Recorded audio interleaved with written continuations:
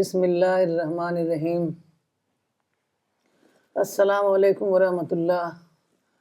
آج ہمارا ٹاپک ہے پرافٹ محمد، مرسی ٹو آل دا نیشنز۔ تو ہم خاص طور پر پرافٹ محمد کی لائف تو بہت ہی وسیع ہوگی، کئی گھنٹوں لگے گا اس میں، لیکن ہم نے صرف دعویٰ ایسپیکٹ کو لیا ہے کہ کس طریقے سے آپ نے زبردست ناخوشگوار حالات میں آپ نے کس طرح دعویٰ ورک کیا۔ تو رسول اللہ صلی اللہ علیہ وسلم 570 عیسوی میں مکہ میں پیدا ہوئے، تو وہاں پر جو ہے حالات بہت زیادہ، وہاں پر بت پرستی ہو چکی تھی۔ جو حضرت ابراہیم علیہ السلام نے دین دیا تھا اس میں بہت زیادہ گمراہی ہو گئی تھی، ڈیویشن ہو گیا تھا۔ تو اب جب آپ کو 40 سال کے جب آپ ہوئے تو آپ کو نبوت ملی، تو پھر اس وقت آپ کو جب حکم ہوا کہ اس پیغام کو تمام لوگوں تک عام کرنا ہے، تو اس وقت مسائل پیدا ہوئے، کیونکہ آپ نے صاف صاف کہنا شروع کیا کہ خدا ایک ہے، میں خدا کا رسول ہوں، اور بت پرستی نہیں کرنی ہے، خدا میں کسی کو شریک نہیں کرنا ہے خدا کی خدائی میں۔ تو لوگ پھر ناراض ہونے لگے۔ تو یہ سارا جو شروعات ہوئی وہ غار حرا میں ہوئی، کیونکہ رسول اللہ صلی اللہ علیہ وسلم ایک حنیف تھے، ٹروتھ سیکر تھے۔ تو اس وجہ سے آپ جو ہیں غار حرا میں چلے جاتے اور وہاں پر میڈیٹیشن، ریفلیکشن کرتے، اور یہی ساری سوالات آپ کے ذہن میں تھے کہ انسان کی زندگی کا مقصد کیا ہے، وہ اس کو کریٹر اس کا کون ہے، مرنے کے بعد اس کو کہاں جانا ہے۔ تو یہ سارے سوالات جب حضرت جبرائیل علیہ السلام آئے اور انہوں نے بتایا کہ آپ کو خدا نے اپنا پیغمبر بنایا ہے، اور اقرأ بسم ربک الذی خلق والی آیتیں آپ کو بتائیں اور نماز پڑھنا سکھایا، پھر آپ کی جو ٹربلڈ روح تھی اس میں سکون آ گیا، اور آپ نے اس کو نماز کو سب سے پہلے آپ نے کیا کیا کہ اپنے گھر والوں کو بتایا۔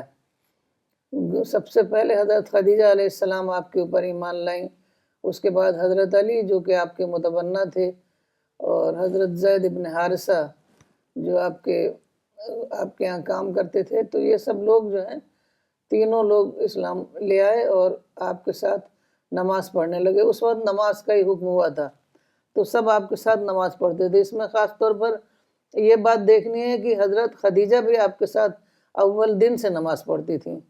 آج لوگ کہتے ہیں نا کہ عورتیں مسجد میں نہ جائیں، لیکن ایسا نہیں تھا، نہ عرب میں بھی پوری آزادی تھی، اور اسلام نے بھی عورتوں کو پوری آزادی دیا ہے۔ تو ہم ارلی پیریڈ کی جو خواتین ہیں ان کے حوالے سے ہم اس بات کو بہت اچھی طریقے سے سمجھ سکتے ہیں۔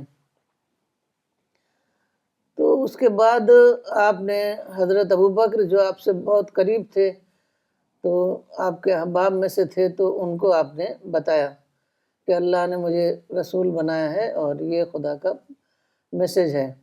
تو حضرت ابوبکر ہی ایک ایسے آدمی تھے جنہوں نے بالکل بلا پس و پیش، بلا تردد فوراً آپ کے پیغام کو قبول کر لیا اور آپ کے اوپر بیعت کر لی۔ لیکن حضرت ابوبکر جو ہے بہت بڑے ایک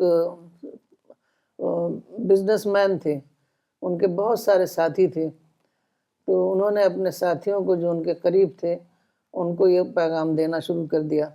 تو جن لوگوں کو بھی پیغام ملتا وہ پھر اپنے حلقے میں اس پیغام کو خاموشی کے ساتھ پہنچاتا، کیونکہ مخالفت کا بہت زیادہ امکان تھا، تو اس وجہ سے وہ ابھی لوگ بالکل خاموشی سے کام کر رہے تھے۔ تو ابوبکر کے ساتھی تھے حضرت عثمان، حضرت زبیر، عبد الرحمن ابن عوف، طلحہ ابن عبید اللہ، سعد ابن ابی وقاص۔ تو یہ تمام لوگ جو ہیں انہوں نے اس پیغام کو رسول اللہ صلی اللہ علیہ وسلم کے مان لیا اور آپ کے ساتھی بن گئے۔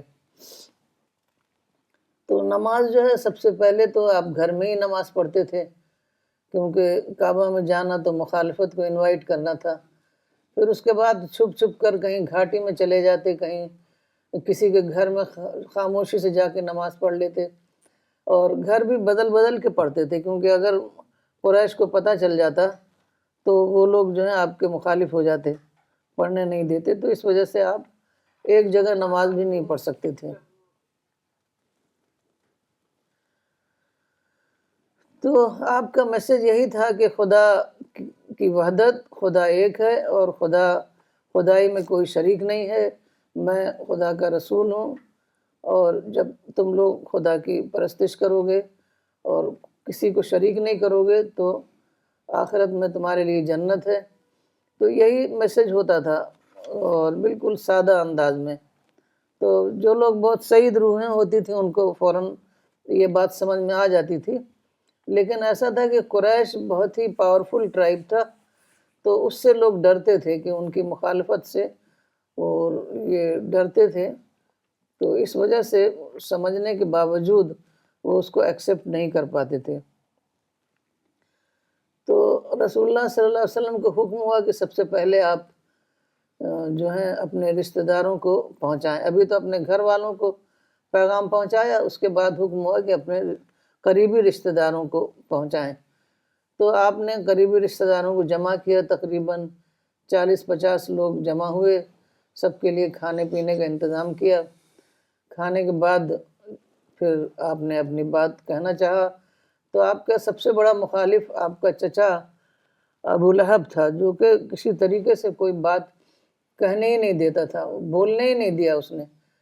تو وہ اپنا بولتا رہا، تو اسی میں ٹائم ختم ہو گیا۔ پھر آپ نے دوبارہ پھر دعوت کی، تو دوبارہ تھوڑا آپ کو موقع مل گیا اپنی بات کہنے کا۔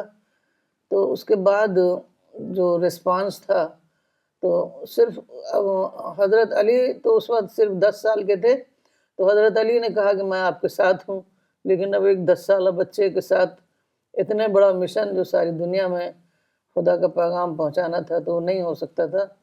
اور ابو طالب جو کہ بنو ہاشم کے سردار تھے، تو انہوں نے کہا، وہی پرافٹ کے گارجین بھی تھے، انہوں نے کہا کہ میں عبد المطلب کے دین پر ہوں، یہ دین میں چھوڑ نہیں سکتا، لیکن میں پوری تمہاری مدد کروں گا، تم کو کسی طریقے کی تکلیف نہیں ہونے دوں گا، اور تم کو جو بھی تم کام کرنا چاہتے ہو کرو، میری طرف سے پوری اجازت ہے۔ تو اس طریقے سے یہ بات ہوئی کہ کوئی سپورٹ آپ کو نہیں ملا، لیکن اتنا سمجھ میں آ گیا کہ عبد المطلب جو ہیں وہ آپ کی مخالفت نہیں کریں گے۔ پھر اس کے بعد آپ کو چونکہ مخالفت بڑھتی جا رہی تھی، جس طریقے سے لوگ اسلام کا پیغام پھیل رہا تھا، انڈیویجولی کیا جا رہا تھا، فردن لوگ کام کر رہے تھے اپنے اپنے حلقے میں، لیکن جس طریقے سے اسلام پھیل رہا تھا تو قریش کو بہت خطرہ ہوا کہ اس طریقے سے اگر ہم خاموش رہے تو یہ پیغام پھیلتا چلا جائے گا۔ تو اس وقت اللہ تعالیٰ نے حکم دیا وَعَارِضْ عَنِ الْمُشْرِكِينَ، یہ سورہ الحجر میں ہے، آیت 94۔ تو اعراض کا حکم ہوا، اوائیڈنس جس کو ہم کہتے ہیں، کہ جو لوگ بھی مخالفت کر رہے تھے، تو آپ پوری سیرت کی کتاب پڑھ لیجئے کہ رسول اللہ صلی اللہ علیہ وسلم کی طرف سے اس کا کوئی جواب نہیں دیا جاتا تھا، کوئی جواب نہیں، کوئی ریٹیلیشن نہیں، خاموشی سے آپ ان کی باتوں کو سنتے، بہت زیادہ برا بھلا وہ لوگ کہتے ہیں، لیکن آپ خاموشی سے سنتے، جب آپ کو موقع ملتا تب آپ اپنی بات کہہ دیتے، اور قرآن پڑھ کر سناتے، قرآن کی چند آیتیں بھی، کیونکہ قرآن کا اعجاز جو ہے لنگوسٹک ایک میریکل ہے وہ، تو اس سے لوگ بہت متاثر ہو جاتے، اور کوئی تو اس کو مان لیتا، کوئی حیران رہ جاتا کہ یہ کیسا کلام ہے۔ تو اس کے بعد یہ تو اپنے ابھی تک قریبی رشتہ داروں کو بلایا تھا، اب اس کے بعد حکم ہوا کہ بالکل کھل کر بات کو پہنچا دو۔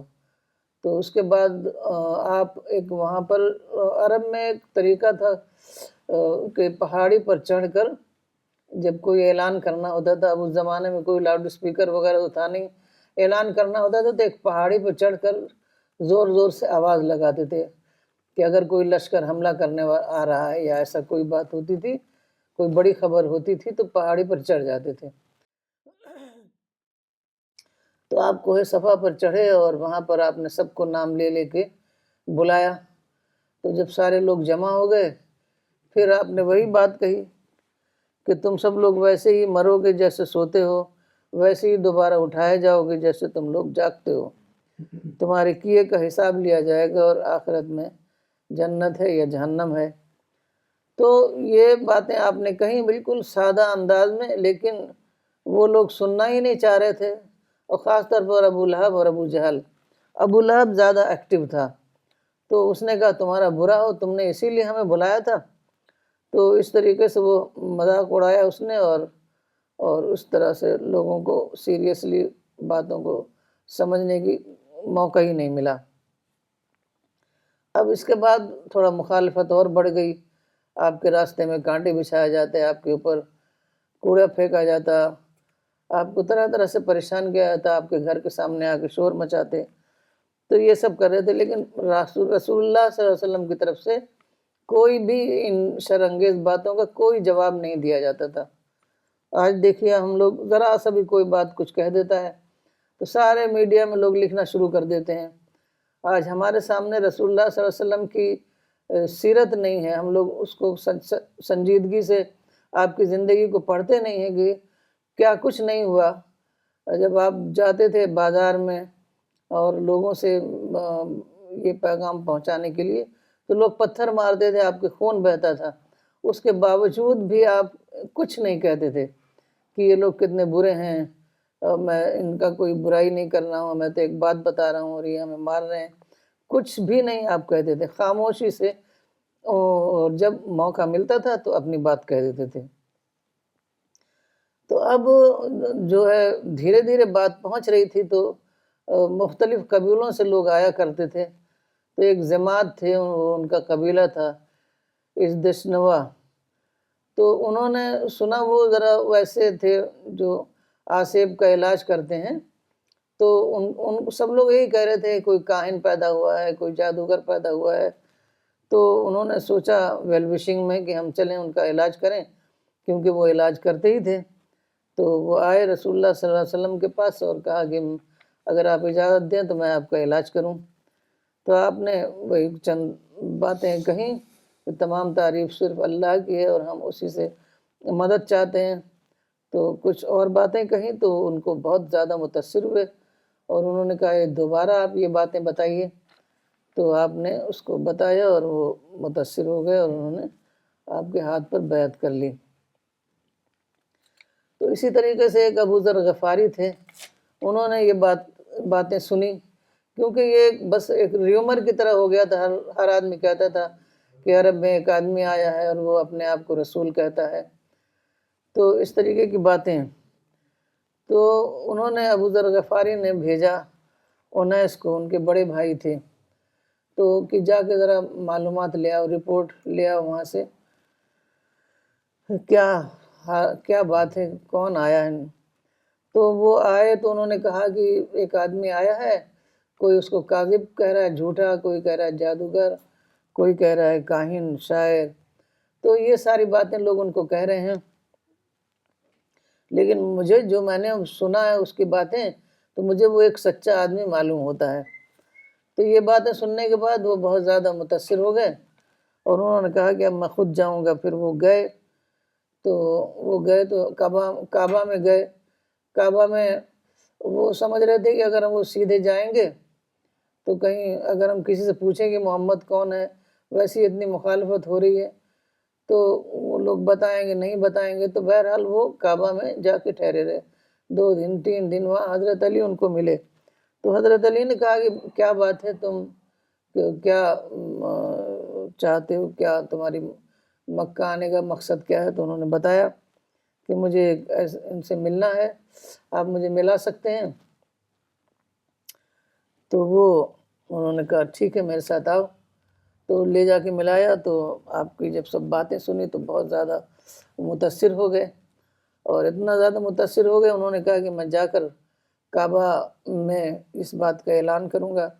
और रसूलुल्लाह सल्लल्लाहु अलैहि वसल्लम ने मना किया, लेकिन वो नहीं माने, जाके ऐलान किया। तो लोगों ने उनको बहुत मारा। फिर अब्बास ने आके उनको बचाया। अब देखिए कि ना वो ना रसूलुल्लाह सल्लल्लाहु अलैहि वसल्लम किसी को कुछ कहते हैं, ना आपके जो साथी हैं जो आपके हाथ पर बैत लाए और जिनको उनकी वजह से मारा जा रहा था, تو وہ بھی کچھ نہیں آپ کو کہتے کہ یہ، وہ بھی کچھ نہیں کہتے کہ لوگ اتنا زیادہ مخالفت کر رہے ہیں، برا بھلا کہیں، ان کو ریٹیلیٹ کریں، کچھ نہیں، بس صرف چپ چاپ وہ ان کی ایذاؤں کو برداشت کرتے۔ تو پھر اس کے بعد ابو طالب کا تو ہو گیا تھا کہ وہ پوری طریقے سے مدد کریں گے، لیکن وہ اسلام قبول نہیں کریں گے، لیکن پوری طریقے سے وہ مدد کریں گے۔ اب جو ہے حج کا زمانہ تھا، تو رسول اللہ صلی اللہ علیہ وسلم نے پہلے تو انڈیویجولی لوگوں سے ملاقاتیں کی اور ان کو بتایا، تو اس سے تھوڑا سا ہوا کام، تقریباً 40 لوگ آپ کے ہاتھ پر بیعت کیا انہوں نے۔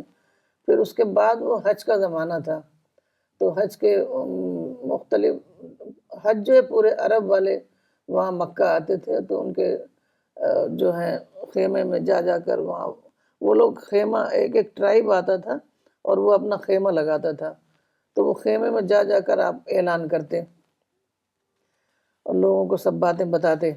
اور وہاں بازار بھی، جب حج کا زمانہ ہوتا تھا تو بازار بھی لگتی تھی، اوکاز، مجنہ، ذوالمجاز، تو بازار میں لوگ آتے تھے۔ آپ بازار میں جا جا کے چل چل کے لوگوں کو بتاتے تھے، قولوا لا الہ الا اللہ تفلحوا، تو تم لا الہ الا اللہ، خدا کو ایک مانو اور تم کامیاب ہوگے، خدا کی جنت کے مستحق بنو گے۔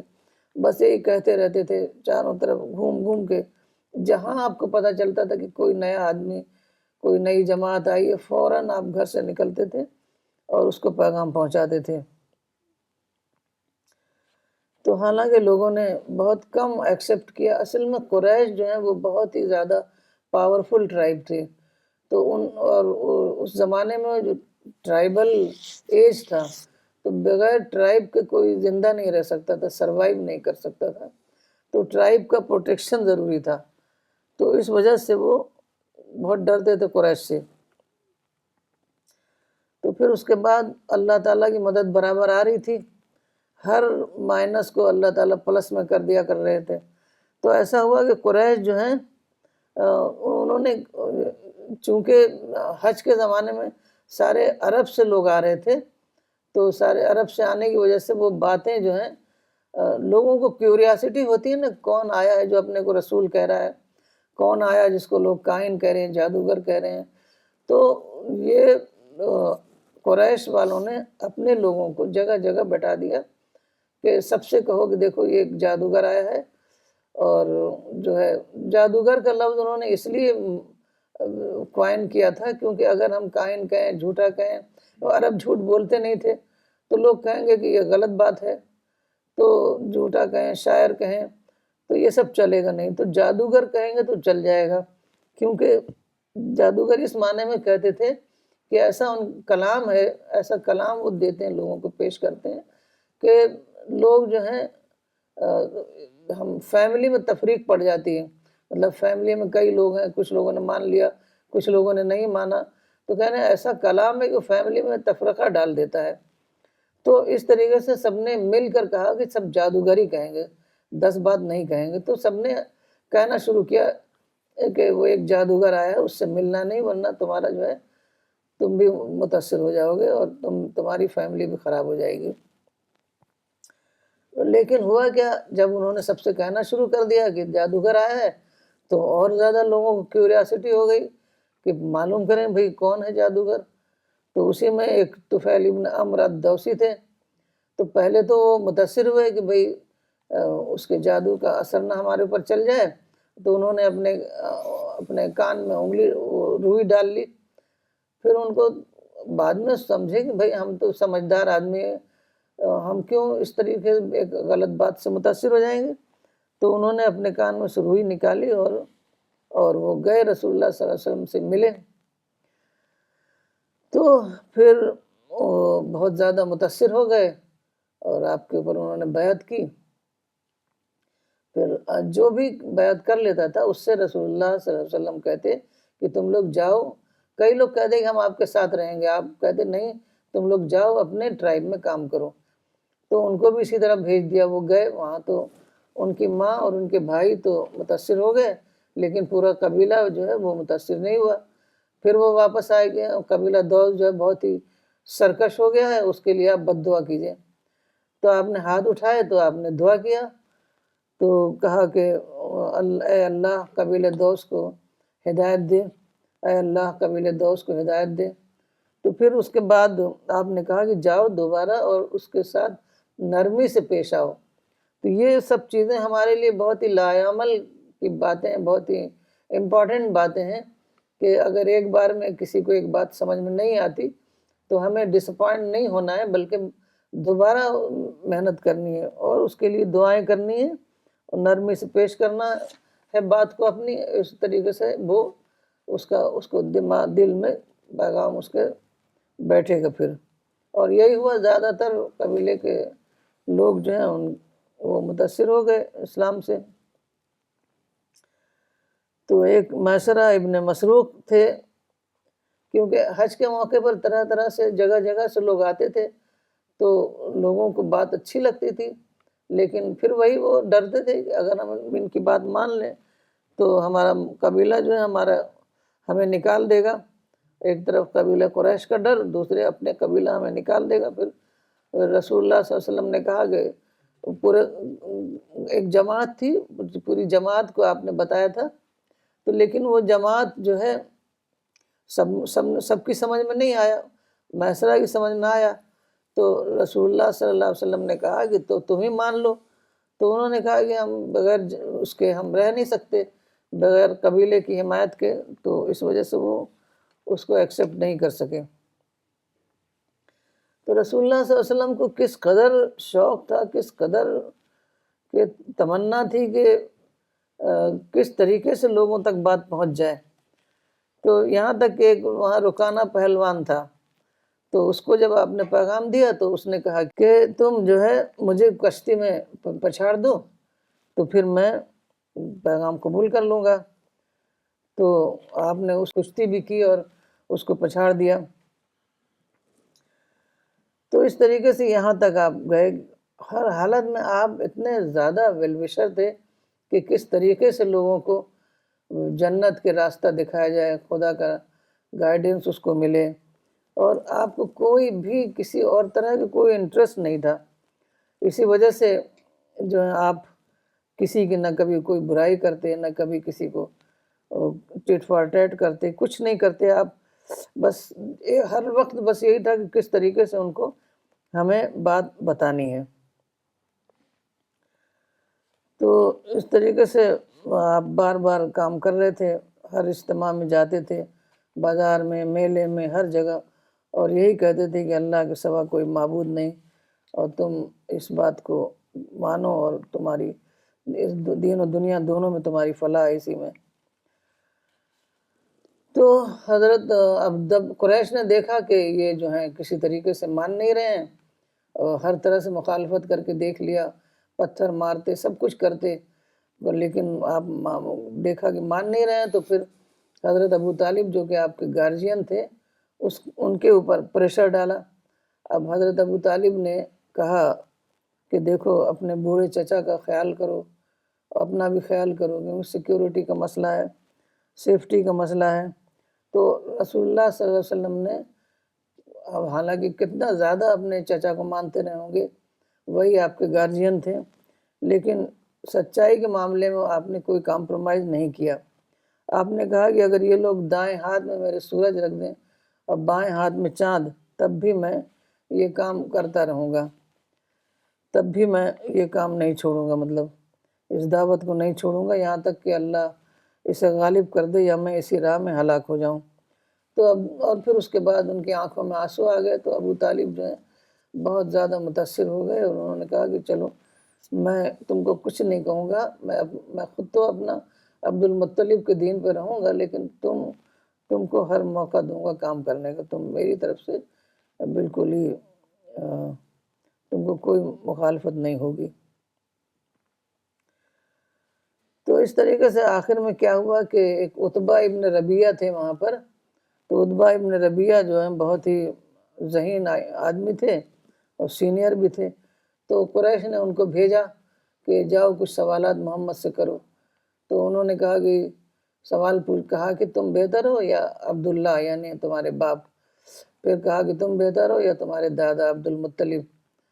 تو وہ تو جو جن معبودوں کی پرستش کرتے تھے تم ان کو کہتے ہو غلط بتاتے ہو، تو اور کہتے ہو کہ جو ایک خدا کی پرستش نہیں کرے گا وہ جہنم میں جائے گا۔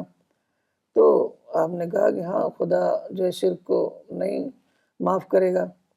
تو یہ ان کو ایک شوشہ مل گیا کہ دیکھو اپنے باپ دادا کو کہہ رہے ہیں کہ یہ جہنم میں جائیں گے۔ یہ شوشہ اتنا زبردست ملا کہ انہوں نے سارے عرب میں اس کو پھیلایا، اور پھر ان کو موقع مل گیا کہ وہ کہیں کہ یہ تو بہت ہی زیادہ غلط آدمی ہے اپنے گھر والوں کو، کیونکہ ٹرائب میں ایک دوسرے سے بہت کوہیسونیس ہوتا تھا بہت زیادہ، تو بہت ان کو بڑا سمجھتے تھے۔ ایک قصی ابن کلاب تھے، ان کے پردادا تھے، تو ان لوگوں کو بالکل ہی ریورنس بالکل ایسے ہی تھا، انہی لوگوں کو جو ہے وہ بت بنا لیتے تھے بعد میں۔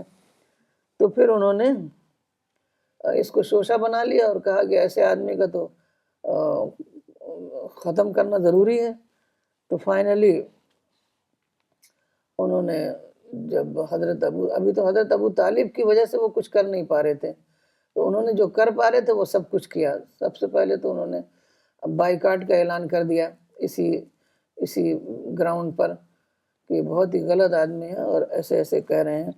تو بائیکاٹ کیا، 3 سال تک آپ لوگوں کو پورے بنو ہاشم کو وہاں پر کر دیا ایک گھاٹی میں، وہاں نہ کھانا نہ پانی۔ وہ تو جو سروائیو کر گئے کہ 4 مہینے جو ہے وہ حج کا جو زمانہ ہوتا تھا اس میں آزادی ہوتی تھی، ورنہ وہ بس بچے بھوک سے تڑپتے تھے اور پانی نہیں ہوتا تھا، کوئی چھپ چھپا کے بھیجتا تو اس کو بھی قریش مارتے تھے۔ تو وہ 3 سال کے بعد کیا ہوا کہ جو انہوں نے معاہدہ بنا کے رکھا تھا، کعبہ میں لٹکایا تھا، اس کو دیمک کھا گئی، اور کچھ لوگ پہلے سے مخالفت کر ہی رہے تھے تو ان لوگوں نے مخالفت کی اور ادھر معاہدہ دیمک کھا گئی، صرف اس میں ایک لفظ اللہ جو ہے وہ رہ گیا تھا۔ تو وہ پھر 3 سال کے بعد وہ مقاطعہ جو ہے بائیکاٹ ختم ہوا۔ پھر وہ لوگ آئے، لیکن اتنا زیادہ ابو طالب اور حضرت خدیجہ اتنا زیادہ ان کی صحت خراب ہو گئی تھی کہ بہت جلد انتقال ہو گیا۔ تو ابو طالب کے انتقال کے بعد جو ہے وہ ابو لہب جو سب سے بڑا دشمن تھا وہی قبیلے کا سردار ہو گیا۔ تو اس نے سردار ہوتے ہی سب سے پہلا کام جو کیا وہ رسول اللہ صلی اللہ علیہ وسلم کو وہاں سے قبیلے سے اخراج کر دیا۔ قبیلے کے اخراج کا معنی کیا ہوتے ہیں کہ قبیلہ ہی پروٹیکشن ہوتا ہے۔ آج کل کا زمانہ نہیں تھا جیسے آج ایک حکومت ہوتی ہے، قانون ہوتا ہے، پولیس فوج ہوتی ہے، تو ہماری جان و مال سب محفوظ ہوتی ہے، لیکن وہ زمانے میں صرف قبیلہ ہی پروٹیکشن دیتا تھا۔ تو قبیلے سے اخراج کرنے کے بعد کوئی بھی مار سکتا تھا، کچھ بھی کر سکتا تھا۔ اگر ایک آدمی قبیلے میں ہے اور اس کو کوئی مارتا ہے تو پھر انتقام لیا جاتا تھا، پورا قبیلہ انتقام لیتا تھا۔ تو اس وجہ سے قبیلے سے اخراج کرنے کے بعد یہ مسئلہ حل ہو گیا۔ پھر اس کے بعد آپ جو ہے وہاں گئے طائف کہ وہاں پر سپورٹ مل جائے، تو وہاں بھی سپورٹ نہیں ملی، وہاں کے لوگوں نے اور زیادہ بدتمیزی کی اور اسٹریٹ ارچنس کو آپ کے پیچھے لگا دیا، اور وہ لوگ پتھر پھینکتے رہے بہت زبردست طریقے سے۔ رسول اللہ صلی اللہ علیہ وسلم نے کہا ایک بار کہ وہ میرا سب سے زیادہ سخت دن تھا طائف کا دن۔ تو وہاں پر بھی آپ کو جب سپورٹ نہیں ملی، قبیلے کی سپورٹ اس کام کو کرنے کے لیے ضروری تھی، یہاں تک کہ جب آپ وہاں آئے مکہ واپس تو آپ اندر نہیں آ سکتے تھے کیونکہ آپ کو قبیلے کی سپورٹ نہیں تھی۔ تو آپ نے کئی لوگوں سے کہا، تو اس میں ایک مطعم ابن عدی تھے، انہوں نے اپنے 6 بیٹوں کو بھیجا، جو بھی اس زمانے میں جو بھی تلوار رہی ہو ڈنڈا رہا لے کر کے وہ آئے، اپنی پروٹیکشن میں رسول اللہ صلی اللہ علیہ وسلم کو گھر پہنچایا۔ تو اب وہ مسئلہ ہو گیا تھا، اب مکہ میں اب کام نہیں کیا جا سکتا تھا، اب حالات بالکل خراب ہو چکے تھے۔ تو اب اللہ تعالیٰ نے مدینے والوں کے دل میں ڈالا، تو مدینہ تک بات پہنچی اور وہاں پر اسلام بہت تیزی سے پھیلنے لگا، سب سے پہلے یہ لوگ آتے تھے حج کے زمانے میں، تو 6 آدمی آئے، انہوں نے اسلام قبول کیا. پھر اگلے سال 12 لوگ آئے. پھر انہوں نے کہا کہ مصعب ابن عمیر ہیں، ان کو آپ بھیج دیجئے، وہ وہاں اسلام کا پیغام پہنچائیں گے. تو وہاں پر اگلے سال جو ہے 75 لوگ وہاں سے آئے. تو پھر انہوں نے رسول اللہ صلی اللہ علیہ وسلم کو انوائٹ کیا کہ آپ آئیں اور مدینے میں وہیں قیام کریں. تو آپ نے ان کا انویٹیشن قبول کر لیا. تو پھر اس کے بعد ابھی اللہ کا حکم نہیں ہوا تھا. پھر اللہ نے جب حکم دیا تو یہ کہا گیا کہ بالکل خاموشی سے رات کو نکل جائیں. تو آپ مسلمان پہلے ہی سے ہجرت کر رہے تھے، مطلب ہے کہ وہاں بیٹھ کے لڑنے کے بجائے، ان کو برا بھلا کہنے کے بجائے، آپ نے اپنا جو ہے مقام عمل بدل دیا. تو تمام لوگ جو ہیں، کچھ لوگ اس سے پہلے حبش بھی گئے تھے. حبش میں بھی بہت اچھا ان کا ایکسپیرینس رہا. وہاں کا جو بادشاہ تھا نجاشی، اس نے بہت ہی عزت کے ساتھ مسلمانوں کو رکھا، اور خود اس کو بھی یہ پیغام بہت زیادہ پسند آیا. اور کہا جاتا ہے کہ اس نے غائبانہ اسلام بھی قبول کر لیا تھا. تو اس طریقے سے پہلے وہ حبش چلے گئے، پھر اس کے بعد اللہ تعالیٰ نے مدینہ کا انتظام کیا. تو وہاں پر پھر آپ آدھی رات کو وہاں سے حضرت ابوبکر کے ساتھ خاموشی سے وہاں نکلے، اور وہاں پر 3 دن کے لیے تو غار ثور میں چھپے رہے. پھر اس کے بعد جب یہ ہو گیا کہ اب کیونکہ وہ تعاقب کر رہے تھے، تو تعاقب کر رہے تھے، 3 دن تک ڈھونڈتے رہے، یہاں تک کہ غار ثور تک بھی پہنچ گئے تھے. لیکن جب جس کے ساتھ اللہ و فرشتے ہوں تو اس کا کون بگاڑ سکتا ہے. تو اللہ تعالیٰ نے پورا انتظام کیا فرشتوں کے ذریعے سے، اور آپ مدینہ پہنچ گئے. مدینہ میں زبردست طریقے سے آپ کا استقبال ہوا. تمام لوگ سڑک کے دونوں طرف کھڑے ہوئے تھے، اور وہاں پہنچے تو آپ نے سب سے پہلے وہاں مسجد نبوی بنائی، اور تمام لوگوں کو وہاں پر سیٹل کیا. ایک انصاری اور ایک مکی اور ایک انصاری، تو یہ دونوں کو بھائی بھائی بنایا. بالکل بھائی کے طریقے سے وہ لوگ وہاں پر رہنے لگے، اور وہاں پر بہت آرام سے سکون سے کام ہونے لگا دین کا. لیکن خیر ان لوگوں نے، قریش نے، تو وہ اور زیادہ الارمڈ ہو گئے، اور زیادہ خطرہ ہو گیا ان کو کہ اب اسلام جو ہے اس گیننگ گراؤنڈ. تو پھر انہوں نے پھر کئی جنگیں کی. تو اس کو ہم اگلے ایپیسوڈ میں لیں گے، کیونکہ مدینہ کا ایپیسوڈ لینے میں بہت زیادہ اور وقت لگے گا. تو اس میں دوسرے ایپیسوڈ میں کریں گے. اب آج یہاں پر ختم کرتے ہیں.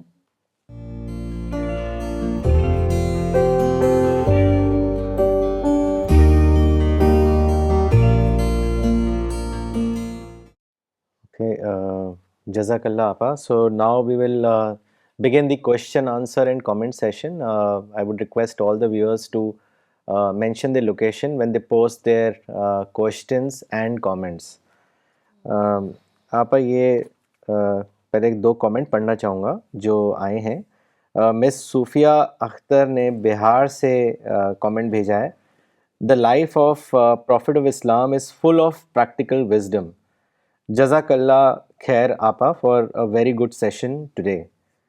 عامر موری صاحب کا کامنٹ بھی ہے آپا اور سوال بھی ہے. انہوں نے لکھا ہے thank you for such a great talk آپا. My question is that why the acceptance of truth is so difficult even in today's era. ایسا کیوں ہے؟ اصل میں لوگ ٹروتھ سیکر نہیں ہوتے ہیں، بس جو ان کو مل رہا ہے باپ دادا سے اسی کو صحیح سمجھتے ہیں، اور اس کے خلاف کچھ سوچنا نہیں چاہتے ہیں. حالانکہ انسان کو ٹروتھ سیکر ہونا چاہیے. اب عرب میں بھی دیکھیے انہی لوگوں کو سچائی ملی، ابتدا میں انہی لوگوں کو ملی جو ٹروتھ سیکر تھے. تو اپنے فطرت کے زور پر، کیونکہ اللہ تعالیٰ نے انسان کی فطرت کے اندر ہی سب کچھ رکھ دیا ہے. اگر آدمی ٹروتھ سیکر ہو، انٹرسٹ کے کو اپنا مذہب نہ بناتا ہو، لوگوں سے خوف نہ کھاتا ہو، بلکہ سوچتا ہو سچائی کیا ہے، کیونکہ سب لوگ جانتے ہیں ایک دن ہمیں مرنا ہے، مرنے کے بعد اس کے جو ہوگا انسان کی ایٹرنل ایک لائف ہے. تو وہی بتایا جاتا ہے انسان کو، اس کی بھلائی کے بارے میں بتایا جاتا ہے. کہ وہ اخروی بھلائی کے بارے میں. تو اگر انسان ایک ٹروتھ سیکر ہو، جہاں بھی اس کو سچائی ملے تو وہ اس کو مان لے، تو اس کے لیے کوئی پرابلم نہیں ہوگا سچائی کی تلاش میں. اس کو جب بھی ملے گی وہ اس کو مان لے گا. جی. ظہیر عباس صاحب نے لکھا ہے کہ آپ جس کتاب کو آپ نے ریفر کیا آج کے ٹاک کے لیے، اگر اس کتاب کے بارے میں بھی ہمیں بتائیں تو ہم بھی وہ مولانا صاحب کی کتاب خرید کر پڑھیں گے. تو مولانا صاحب کی کتاب ایک ہے سیرت رسول، اور اس میں آپ کو پوری ڈیٹیل ملے گی، اور باقی تو مولانا صاحب کی تقریباً سبھی کتابوں میں ہے. پیغمبر اسلام کے بارے میں جو آپ کی دعویٰ ورک تھا، دعوت حق ہے، دعوت اسلام ہے، اور پیغمبر انقلاب ہے، اور ایک اور مطالعہ سیرت ہے. مطلب یہ تو خاص کتابیں ہیں، لیکن تقریباً ہر کتاب میں آپ کو یہ سب باتیں ملیں گی. جی. مولانا اقبال عمری نے لکھا ہے چنئی سے، ماشاءاللہ بہت اچھی طرح سے سیرت میں دعوتی پلاننگ کیسے ہوئی اس کو آپ نے واضح کیا، جزاک اللہ آپا. یہ ایک سوال آیا ہے جو ڈاکٹر نغمہ صدیقی نے بھیجا ہے دلی سے. انہوں نے آپ سے پوچھا ہے کہ how is the prophetic model applicable for us today, if you can throw some light. Prophetic model یہ ہے کہ ہمارا ایک جو بھی ہمارا گول ہو، ہماری سچائی ہو، جو بھی ہمارا مقصد ہے زندگی کا، اس میں ہم لگے رہیں، اور لوگ کیا کرتے ہیں اس کو اوائڈ کریں. مسلسل ہم یہی دیکھ رہے ہیں کہ رسول اللہ صلی اللہ علیہ وسلم اوائڈ کر رہے ہیں. لوگ ہر طرح سے برا بھلا کہہ رہے ہیں، سب کچھ کر رہے ہیں، کاہن کہہ رہے ہیں، جادوگر کہہ رہے ہیں، جھوٹا کہہ رہے ہیں. انہی سب چیزوں سے ہم متاثر ہو جاتے ہیں، پھر ہم ریٹیلیٹ کرنا شروع کر دیتے ہیں. لیکن آپ جو ہیں بالکل ریٹیلیٹ آپ نے نہیں کیا، اور ہر حالت میں صرف ایک فوکسڈ آپ کا رہا مقصد، ایک فوکس ہے، اسی پر کام کرنا ہے. باقی جو ہے دوسرے لوگ جانے، ہمیں اپنا کام کرتے رہنا ہے. اور خدا کی مدد، جب ہم خدا کا کام کریں گے تو بالکل نیچرل ہے کہ خدا کی مدد ہمارے لیے آئے گی، اور ہم خدا کی مدد سے وہ کام انجام دیں گے. جی.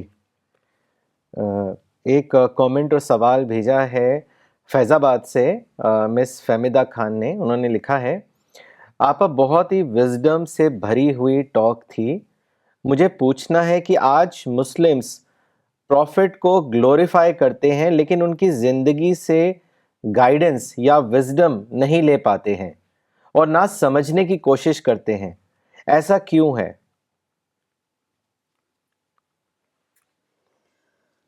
پرافٹ کو ہم نے رول ماڈل نہیں سمجھتے، بلکہ ہم ہیرو سمجھتے ہیں. ایک کہ ہمارے لیے ایک پریسٹیج کا معاملہ ہو گیا ہے. حالانکہ پرافٹ ہمارے لیے رول ماڈل ہیں. تو رول ماڈل کے طور پر اگر آپ کسی کو بتائیں بھی تو اس کو سمجھ میں نہیں بات آتی. بس وہ بڑے بڑے القاب و آداب بولتا ہے اور سمجھتا ہے کہ بس پرافٹ کو کچھ کہا نہ جائے، اور کچھ بھی کوئی ذرا سے بھی کوئی ایسی بات کہہ دے گا جو لگے گا کہ پرافٹ کے اعزاز کے خلاف ہے تو وہ غصہ ہو جائیں گے. حالانکہ اصل چیز تو یہ ہے کہ ہم پرافٹ کی سننا کو فالو نہیں کر رہے ہیں. پرافٹ کی سننا کے بالکل ٹوٹل ہماری خلاف ہماری زندگی جا رہی ہے.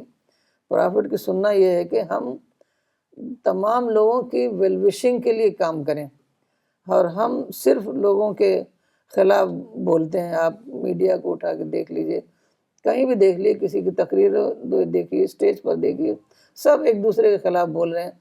پرافٹ نے پوری زندگی کسی کے خلاف نہیں بولی. جبکہ آپ مدینہ گئے، آپ شاید یہ سوچیں کہ مکہ میں تو حالات ہی نہیں تھے خلاف بولنے کے، تو اب پرائیویٹلی تو بول ہی سکتے ہیں. جب مدینے میں جب آپ کو سردار بنا لیا گیا اور تمام لوگ میجارٹی آپ کے ساتھ ہو گئی، اور آپ نے جب پہلی تقریر کی تو آپ نے یہی کہا کہ تم لوگ اپنے آپ کو آخرت کے عذاب سے بچاؤ. یہ ایک بار نہیں کہا کہ دیکھو وہ لوگ کتنے برے تھے، انہوں نے ہمیں نکالا اور ہمیں بھاگنا پڑا، رات کو ہمارے وطن سے بھاگنا پڑا. کچھ نہیں. یہ ساری نگیٹیوٹی جو ہے بالکل ختم کرنی ہوگی. جب تک ہم پازیٹیو نہیں ہوں گے تب تک ہم رسول اللہ صلی اللہ علیہ وسلم کو اپنا ماڈل ہم بنا ہی نہیں سکتے. ہم تو شیطان کو اپنا ماڈل بنائیں گے. تو سب سے بڑی چیز جو ہے وہ پازیٹیوٹی ہے. جی آپا میں اس میں کچھ ایڈ کرنا چاہوں گا. کل میں ایک ویب سائٹ دیکھ رہا تھا، اس میں کتابیں ہیں، تو اس میں سیرت کی 339 یعنی ایک کم 340 کتابیں تھیں. میں نے دیکھا کہ اس میں دعوت کے اوپر کون سی کتاب ہے، تو مجھے ایک بھی کتاب نہیں ملی جس میں بتایا کہ رسول اللہ کے دعوت کا طریقہ کیا ہوتا ہے، رسول اللہ نے دعوت کا کام کیسے کیا. ایسا کوئی کتاب نہیں تھی. اس میں کچھ کتابوں کا نام میں بتاتا ہوں. مثال کے طور پر ایک کتاب کا نام تھا رسول اللہ کا دسترخوان، رسول اللہ کی مسکراہٹیں، رسول اللہ کے آنسوں، رسول اللہ کی ہنسی خوشی اور مذاق، رسول اللہ کی جنگی اسکیم، سیرت رسول کا سیاسی پہلو، رحمت للعالمین کے اصول جنگ. پوری کتابوں کو میں نے دیکھا تو دعوت اور دائی کے نام سے 2 کتاب ملی، وہ بھی دعوت پر نہیں تھی. ایک کتاب تھی دائی اعظم صلی اللہ علیہ وسلم اور دوسری کتاب تھی دائی اعظم کی عالمگیر نبوت. یہ دونوں فخر کے پہلو سے کتابیں لکھی ہوئی تھیں، دعوت تو نہیں تھا اس میں. تو اللہ تعالیٰ نے جو پیغمبروں کو بھیجا تھا کہ ہم نے پیغمبر کو بھیجا تاکہ لوگوں پر حجت قائم ہو، اللہ کا پیغام ان کو پہنچے، اس پہلو سے رسول اللہ کو مسلمانوں نے دریافت ہی نہیں کیا ہے. وہ جو الگ الگ پہلو ہوتے، چھوٹے چھوٹے انسانی پہلو ہوتے، اس اعتبار سے دریافت کر کے اس اعتبار سے وہ گلوریفائی کر رہے ہیں. تو ظاہر سی بات ہے کہ رسول اللہ کو رول ماڈل نہیں بنا سکتے وہ حقیقی اعتبار سے. آپ اگلا سوال لیتے ہیں. یہ سوال لکھنؤ سے ہے. مس سمیرا عبیدی نے بھیجا ہے. انہوں نے لکھا ہے کہ people usually call prophet Muhammad as a warlord as it is believed that Islam spread with the help of sword. So what is your opinion on it? سب سے پہلے تو پرافٹ کی لائف پر کتاب پڑھے، خود ہی ان کو سمجھ میں آ جائے گا کہ رسول اللہ صلی اللہ علیہ وسلم نے تو کبھی ریٹیلیٹ کیا ہی نہیں. تو ہمیشہ بس جب وہاں پر گئے مدینے میں تو یہ لوگ جو ہیں قریش، وہ بہت زیادہ ان کو خطرہ محسوس ہوا. تو وہ لوگ 3-4 بار جو ہے وہ اپنی آرمی لے کر مدینے کے پاس آ گئے. ایک بار جنگ بدر شاید 20 میل دور، مدینے سے 20 میل دور کے انہوں نے اپنی کیمپ کیا، اور جنگ احد میں 12 میل دور، جنگ احزاب میں تو بالکل مدینے کے بارڈر. اگر رسول اللہ صلی اللہ علیہ وسلم جنگ کرنا چاہتے، افینسو وار ہوتی تو وہ مکے میں جا کے ہوتی نا، مدینے میں تھوڑی ہوتی. تو یہ وار صرف مولانا صاحب نے بتایا کہ صرف آدھے دن کی وار ہوئی. اس کو وار بھی نہیں کہتے، اس کو اسکرمش کہتے ہیں. اور چونکہ وہ زمانہ ہی تھا، ٹرائبل ایج تھا، تو ایک ٹرائب دوسرے ٹرائب کا دشمن ہوتا تھا، تو دوسرے ریلیجس پرزیکیوشن کا دور تھا، ورنہ وہ اتنے 2.5 دن کی بھی جنگ نہ ہوتی. تو رسول اللہ صلی اللہ علیہ وسلم کی پوری زندگی جو ہے اوائڈنس ہے، کس طریقے سے دشمن کے جو وہ ہیں ایڈوانسز ہیں ان کو اوائڈ کیا جائے، چاہے وہ ابیوز ہو، چاہے وہ پتھر پھینکنا ہو، چاہے وہ ہتھیار کی لڑائی ہو. تو آپ نے پورے طریقے سے اوائڈ کرنے کی کوشش کی.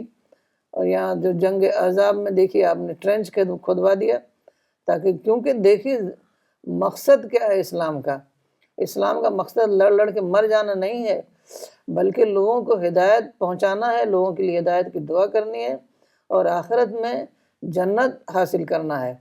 یعنی لڑ کے مرنے سے تھوڑی جنت مل جائے گی. جب تک ہم اللہ کے لیے کام کریں، اللہ کی عبادت کریں، اللہ کے لیے اپنی زندگی کو قربان کریں، اور کام کر کے قربان کریں، وہ نہیں، وہ مارٹیر بننا نہیں. وہ تو جب کبھی وار ہو رہی ہو، ڈیفینسو وار، اور اس میں جنگ کرنی پڑ جاتی ہے، اور وہ الگ بات ہوتی ہے. لیکن بلا وجہ جنگ چھیڑنا یہ بالکل اسلام میں نہیں ہے، نہ قرآن میں ہے، نہ حدیث میں ہے، نہ کہیں اور آپ کو کسی بھی کتاب میں یہ بات ملے گی.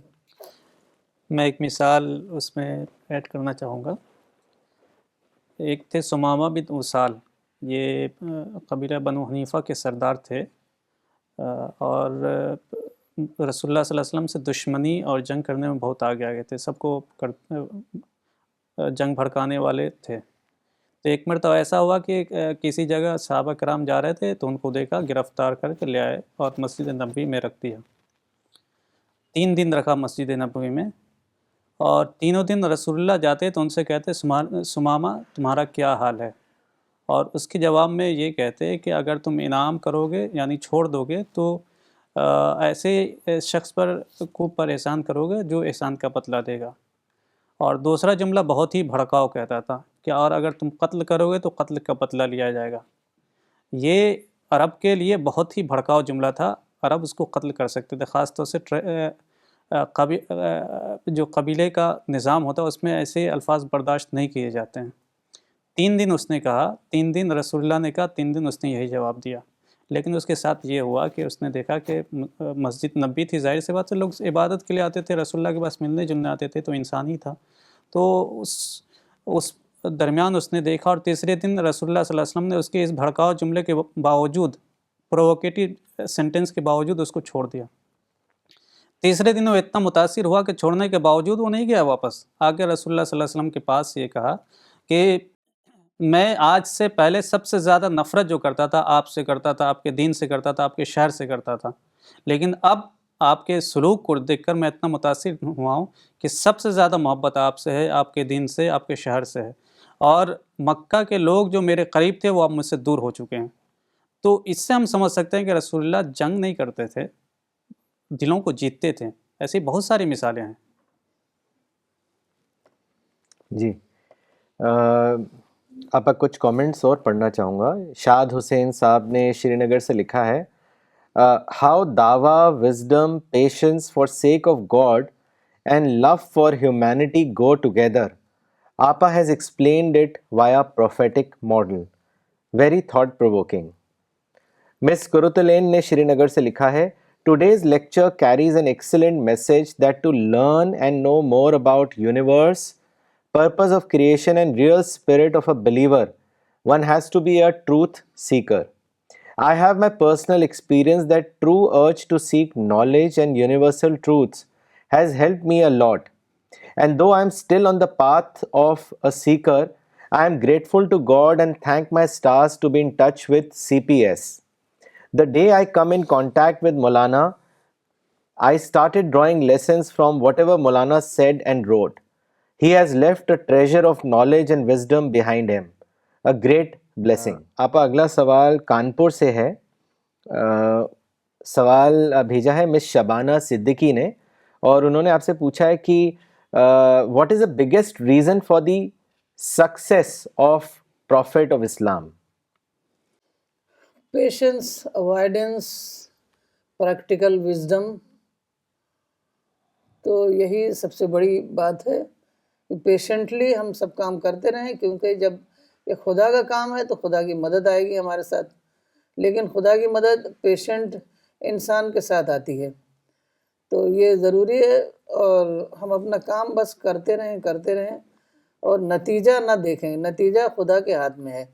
ہمارا کام لوگوں تک بات پہنچانی ہے اور اس کا نتیجہ خدا کے اوپر چھوڑ دیں. جس کو اللہ تعالیٰ توفیق دیں گے اس کو وہ بات سمجھ میں آ جائے گی.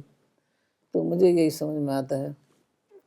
آپ کی بات جو کہ وہ بالکل صحیح بات ہے.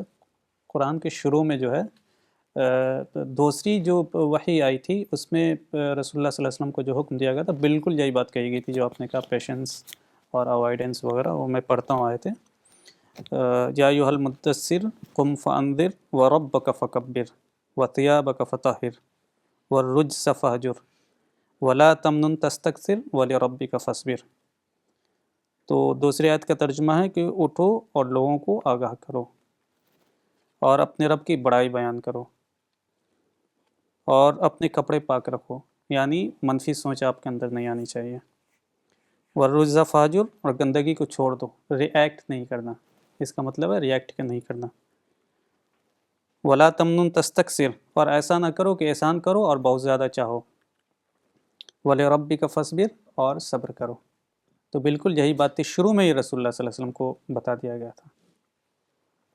اور دعا کرو.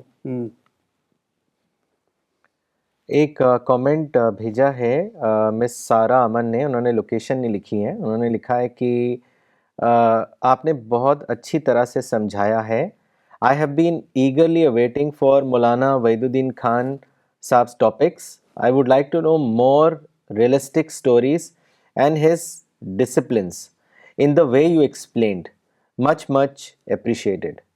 So, we'd like to tell Sister Sara that you can visit our website, www.cpsglobal.org, and there are many books of Maulana Saab. In fact, all his books in English and Urdu are uploaded there. You can also search for his YouTube channel, the same Facebook on which you've commented. There are many lectures of his. You can watch those lectures.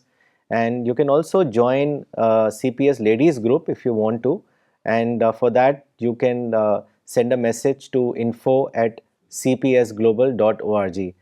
We have a very active CPS ladies group which is headed by Professor Farida Khanam and is also managed by Miss Femida Khan. So you can write to us in case you are interested. आपका अगला सवाल है केरला से हसनैन खान साहब का. उन्होंने लिखा है कि any example of profit that he displayed respect और love for people of other faiths. शुरू से देख रहे हैं, जब रसूलुल्लाह सल्लल्लाहु अलैहि वसल्लम को वही मिली तो आप वरका इब्न नौफल के यहाँ गए. जो उन्होंने बताया उसको बहुत ही गौर से संजीदगी से सुना. और आपको एक बार सफ़र में गए थे सीरिया के, तो एक राहिब मिला था, उससे बात हुई. फिर उसके बाद आपको जब मदीने गए तो वहाँ पर एक साइजेबल नंबर था यहूदियों का, तो उनसे आपने बहुत अच्छे तरीके से आप रहे. यहाँ तक कि उनके लिए आपने क़िबला भी बदल दिया 16 महीने तक का, ताकि उन्हें ये एहसास ना हो कि पता नहीं कौन स्ट्रेंजर लोग आ गए हैं, इनका क़िबला ही अलग है. और मस्जिद नबवी में एक बार क्रिश्चियंस आए थे, उनसे बातचीत हुई, डेलीगेशन आया था और उनको नमाज़ पढ़नी थी, अपनी इबादत करनी थी, तो वो कहीं और जगह तलाश कर रहे थे, तो आपने कहा यहीं पढ़ लें. तो ये तो भाई ह्यूमन, जिसके अंदर भी इंसानियत होगी, शराफत होगी, वो तो रेस्पेक्ट करेगा.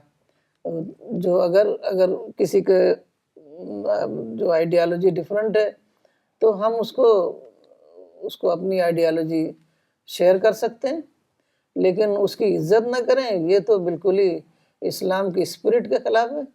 कोई भी शरीफ आदमी ऐसा नहीं करेगा, और रसूलुल्लाह सल्लल्लाहु अलैहि वसल्लम से ज़्यादा शरीफ तो शायद कोई हो भी नहीं सकता है. जी. आपका अगला सवाल बेंगलोर से है मिस जिक्रा खान का. उन्होंने लिखा है कि any example that you can give from the life of profit that he urged his followers to practice the principle of adjustment. तो पूरी ज़िंदगी में एग्जाम्पल भरी पड़ी हुई है. जो भी आपके पास आता था आप उससे कहते थे सब्र करो, बर्दाश्त करो. हालांकि जो ट्राइबल सोसाइटी थी ना, उसमें एक तो ट्राइब के लोग होते थे और एक होते थे स्लेव्स, जो लेबर क्लास जिनको हम कहते हैं. तो जो लेबर क्लास जो इस्लाम लाते थे उनको तो बहुत ज़्यादा सताया जाता था. मक्के की गर्म रेत में लिटाते थे, मारते थे, सब कुछ. एक सुमैया थी, उसमें और भी कई लोग थे. तो उनसे भी आप कहते थे कि सब्र करो, क्योंकि सब्र करने से हमें खुदा की मदद मिलती है. एक बार हज़रत अबू बकर आपके साथ बैठे हुए थे, तो कोई आया और बहुत ज़्यादा बुरा भला कहने लगा. जब तक हज़रत अबू बकर खामोश थे तब तक रसूलुल्लाह सल्लल्लाहु अलैहि वसल्लम वहाँ बैठे हुए थे. फिर हज़रत अबू बकर से नहीं रहा गया, कुछ जवाब देने लगे. तो रसूलुल्लाह सल्लल्लाहु अलैहि वसल्लम उठकर वहाँ से चले गए. तो हज़रत अबू बकर को समझ में नहीं आया कि जब तक मैं खामोश था तब तक तो बैठे हुए थे, मैं बोलने लगा तो चले गए. फिर पूछा आपने बाद में, तो आपने कहा कि जब तक तुम खामोश थे तुम्हारी तरफ से फरिश्ता जवाब दे रहा था. तो जब तुम बोलने लगे तो फरिश्ता उठ के चला गया, तो मैं भी चला गया. तो अब आप ये सोच सकते हैं कि अगर हम खामोश रहने का मतलब इनएक्टिविटी थोड़ी है, कोवर्डिस थोड़ी है. हम फरिश्ते को इनवाइट करते हैं कि आप हमारी तरफ से जवाब दो, तो हमारी मदद करो. फरिश्ता मदद पर आ जाता है. फरिश्ता जिसकी मदद पे आ जाए उसको कौन ज़ेर कर सकता है. तो ये इसलिए ज़रूरी है एडजस्टमेंट. पूरी ज़िंदगी आपकी एडजस्टमेंट है. اور آپ کے ساتھ جو لوگ آئے وہ سب کے سب ایڈجسٹمنٹ کے اصول پر اپنا کام کرتے رہے. جی. In fact, Apa, there is also one of the saying of the Prophet when he said that if you can pass your morning and evening without having a grudge in your heart, then please do so. تو ظاہر سی بات ہے کہ گرج جب آپ اپنے heart میں نہیں رکھیں گے اس کا مطلب آپ ایڈجسٹ کر رہے ہیں سچویشن کے ساتھ. ایک صحابی نے ان سے ریلیشنس کو لے کے بھی پوچھا تو انہوں نے کہا کہ if you do good to relations, your relations, even if they do bad, then God will keep an angel as a guard for you till you continue doing that. تو یہ سب ایڈجسٹمنٹ کے ہی حوالے ہیں اور مولانا صاحب بہت اس چیز پہ ایمفسائز کرتے تھے. اسی سے پازیٹیوٹی مینٹین رہتی ہے, مشن آگے بڑھتا ہے, باتیں آگے بڑھتی ہیں اور آپ بڑا کام کر سکتے ہیں. تو یہ میں شیئر کرنا چاہتا تھا. Okay, so we don't have any more questions, but before we end this session, we want to make an announcement. Today there is another book release of Maulana Wahiduddin Khan Sahab. This book is a translation in English. The title of the book is 100 Principles for Purposeful Living, The Traditions of the Prophet. This book has been translated by the CPS USA team, Khaja Kalimuddin Asab and Muhammad Asad Parvez. This book has been edited by Professor Farida Khanam. And this book is a translation of a chapter of the Urdu book of Hikmat-e-Islam. And I would now request Dr. Sania Hussain Khan Sahab to launch this book, 100 Principles for Purposeful Living, The Traditions of the Prophet. This book has been uploaded on CPS website. You can download this book and you can share the link in your circle. So I will now request Dr. Sania Hussain Khan Sahab to launch this book. Bismillahirrahmanirrahim. مجھے بہت خوشی ہو رہی ہے اس کتاب کو launch کرتے ہوئے 100 principles for purposeful life for purposeful living the traditions of the prophet. اور اس کتاب کو ٹرانسلیٹ کیا ہے خواجہ کلیم الدین صاحب نے اور محمد اسد پرویز نے اور ڈاکٹر فریدہ خانم نے اس کو ایڈٹ کیا ہے. یہ کتاب دراصل حکمت اسلام کا ایک چیپٹر ہے جس کا عنوان ہے حکمت حدیث. تو اس میں 100 حدیثیں اور کچھ آیات قرآن کی لے کے بہت اچھا ایکسپلینیشن دیا گیا اور بہت ہی شارٹ ہے. یعنی اس کو اگر آدمی روز پڑھے ایک تو اس سے بہت فائدہ ہوگا. ایک مثال کے طور پہ میں ایک نمونے کے طور پہ ایک اس کا جو حصہ ہے وہ پڑھتا ہوں. The importance of simplicity. The Prophet of Islam said that simplicity is a part of faith. Al-bazazatu min al-iman. تو رسول اللہ علیہ وسلم کی یہ جو حدیث ہے یہ بہت ہی اہم ہے کہ اگر انسان اپنی زندگی میں سادگی پیدا کرے تبھی کوئی وہ بڑا کام کر سکتا ہے. اور خاص طور سے جو دعوتی مشن ہے اس کے لیے سادگی بہت ضروری ہے چونکہ انسان ڈسٹریکشن سے بچتا ہے. اور میں نے دیکھا مولانا کی جو زندگی ہے وہ پوری اسی راستے پہ رہی اور انتہائی سادہ زندگی تھی ان کی. تو اسی وجہ سے وہ بہت کام کر سکے. تو یہ بہت اچھی کتاب ہے اور اللہ تعالیٰ اجر عظیم دے ان لوگوں کو جنہوں نے اس کا ترجمہ کیا اور پبلش کیا. وآخر دعوانا الحمدللہ رب العالمین. Okay, we will end the session now. We'll be back next Sunday, 10:30 a.m. Thank you.